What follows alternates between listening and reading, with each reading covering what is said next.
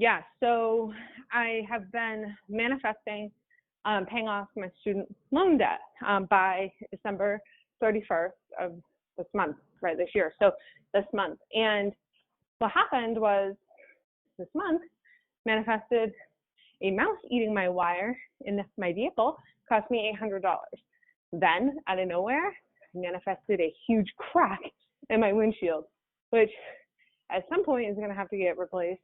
I don't know if it needs to get replaced right now, but that's going to be $300 or more dollars. And you know, the my cash flow may potentially be decreased this month. And so I'm, instead of feeling inspired, I'm feeling contracted. And I thought that everything I was doing was in full alignment, and it doesn't feel that way. That everything that's just happening around you is simply letting you know where you're at your journey.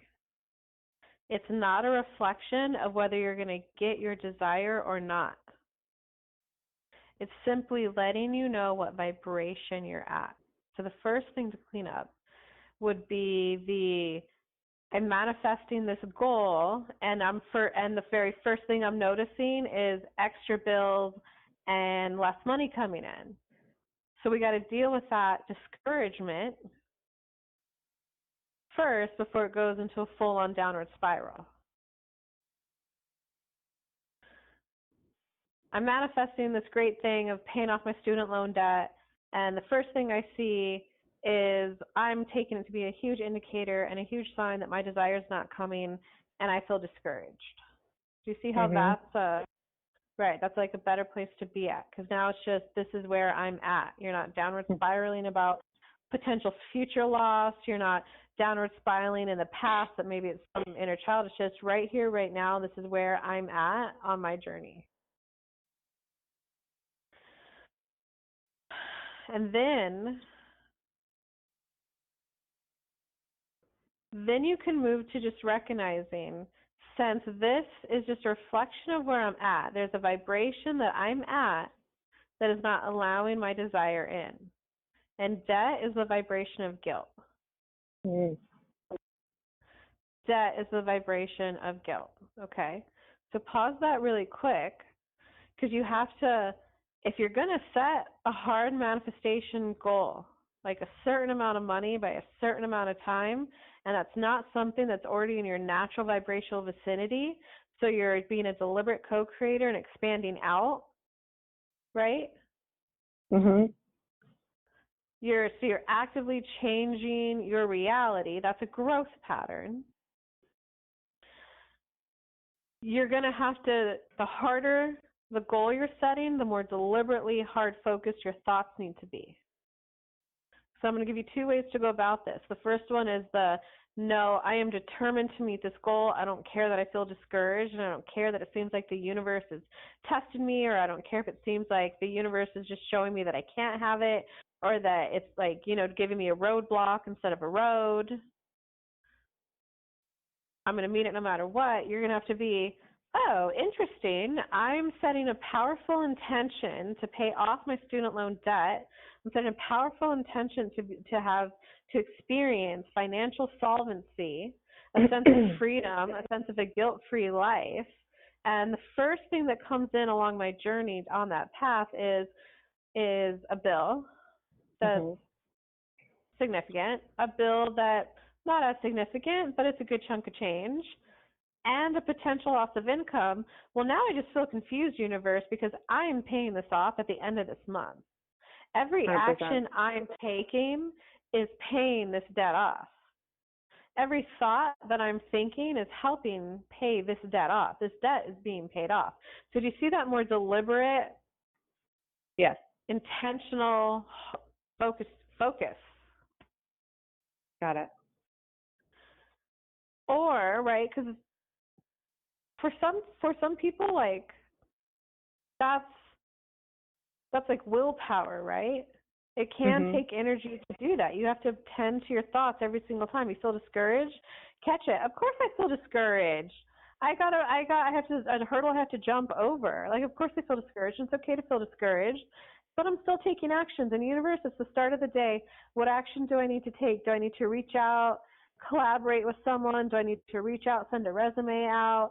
Do I need to, here's all the things that I can do. Make a running list of all the things that you can do, actions you're willing to take, and go, universe, I'm being guided to the actions and the thoughts that are going to help that. So guide me, because that thing that discouraged me is clearly not the answer, is clearly not what's going to get me to my goal.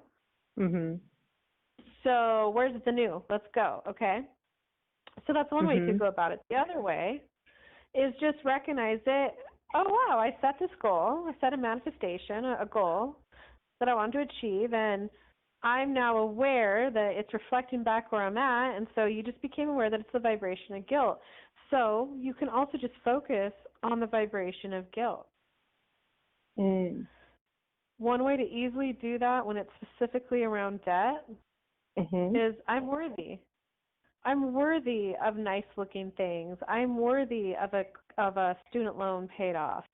I'm worthy of financial solvency. I'm worthy of a lighter feeling life. I'm worthy of looking at a zero balance. I'm worthy of seeing that number go down and down and down and down. I'm worthy of seeing more cash flow. I'm worthy of seeing, instead of money going towards debt, towards a past financial decision I made, I'm worthy of, as money comes in, it could go towards new financial decisions I'm making. I'm worthy of being able to think of new things that I can buy with this money, or save with this money, or invest with this money. I know I'm starting to feel maybe a sense of urgency, or maybe just a growing desire to allow more money in, and to be putting my money more towards investments and future earnings. I'm ready to start spending my money on things in the now and the future. I no longer want my money to go towards paying towards things in the past. It's my past. I'm worthy of that experience. So sometimes you also have to go back and add a sense of worthiness on items you've bought, right? So yours happens to be student loan, but if maybe credit card debt, you would want to run through every item on that credit card. I'm worthy of that vacation I took with my family. I'm worthy of those nice new clothes. I'm worthy of that education I bought. I was worthy to take that course by this professor that was such a good professor. It expanded my mind so much and so much knowledge. I'm worthy of that knowledge. I'm worthy of that time I spent with colleagues. I'm worthy of investing in myself. I'm worthy of training. I'm worthy of expanding. I'm worthy of a new pair of shoes. I'm worthy of a new pair of shoes. And this might be something, depending where you're at, right, where you're going to have to tend to it every day. I'm worthy of new shoes. Because if there was a kid and they grew up having to shop Goodwill their whole life and now they're 40, just doing that rampage once, I'm worthy of new clothes, isn't going to do anything, because there's momentum built up of I'm worthy of secondhand stuff, and that's it. So you might have to go, de-escalate a little bit. For quite some time in my life, I always had to shop secondhand. I didn't realize when I was younger that I was internalizing that and making that to mean I'm not worthy of new stuff. So I get why I'm here. I get that. And I love myself, and I see why I jumped to that conclusion when I was younger. But now that I'm older, now that I'm an adult, now that I'm the one who's, is getting my financial resources, not someone else isn't providing me for me, I'm just going to allow myself to have a new experience with money and shopping. And I'm just going to move through these emotions, because I'm just building a new way of being with money. A new way of being with money that allows me to feel a greater flow coming in, a greater sense of mental clarity and empowerment of where I want my money to go. Because this discouragement that I felt, it's really allowing me to get mental clarity that I would just like to feel more empowered with where my money goes. Because I'm starting to become aware that I don't like being told this much must go to this bill every month. I want to be able to sit and bask and enjoy. What would I like to do this month and next month and the next year?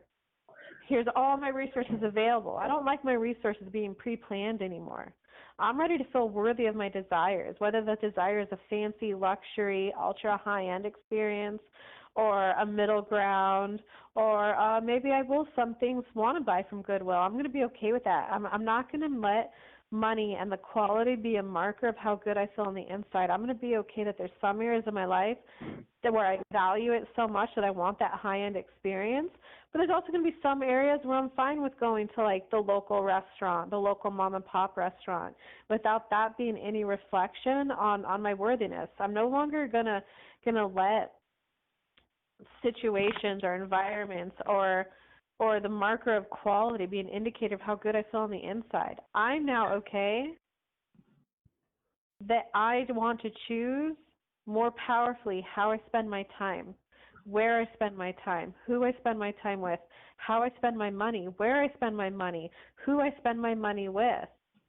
This is really about me going through an awakening, a greater sense of clarity that I want more freedom in my life. I really value a sense of freedom, that creative freedom. I know that for some people working a 9-to-5, a corporate job with a structure does really well for them. I'm becoming aware that I would like less structure and more creative time. I'm ready for life to feel a little bit more like play, a little more lighthearted, which means I'd like my road ahead on financial solvency, paying down this student loan debt. The fact that I felt so discouraged and it kind of knocked me off my boat. And it felt like I was drowning and making this goal happen. It's letting me know that I'd like a less bumpy road. I don't want the sacrifice story anymore. I don't want I shut off everyone for 9 months and ate just, this most strictest diet for 9 months and I wrote a #1 bestseller. Gone are the days of that story. I want the story of lightheartedness, of a sense of light play, of light kind-heartedness, kindred, community feel. Because if I were on a river, no, I would not want to be bumping into rock after rock after rock, or having to be hyper-vigilant on my path and avoiding rock. I just want a less bumpy road so that I can steer the boat. I can have that productivity feeling because I like feeling productive. I do like taking actions that help me hit my goals. It does feel good to have productivity in my day. But I want to be able to steer the boat, be productive, but then also look up and enjoy the scenery. Because the only reason why I want this debt paid off is because I want to enjoy my life more right now. I'm ready to let go of this sense of obligation. I don't want to feel obligated to anything anymore. I don't want to feel obligated. Obligation is a vibration that I'm just allowing to leave my body. I don't need to feel that anymore. And I understand that there might be reasons why when I was younger, and they might be dramatic, they might be traumatic stories.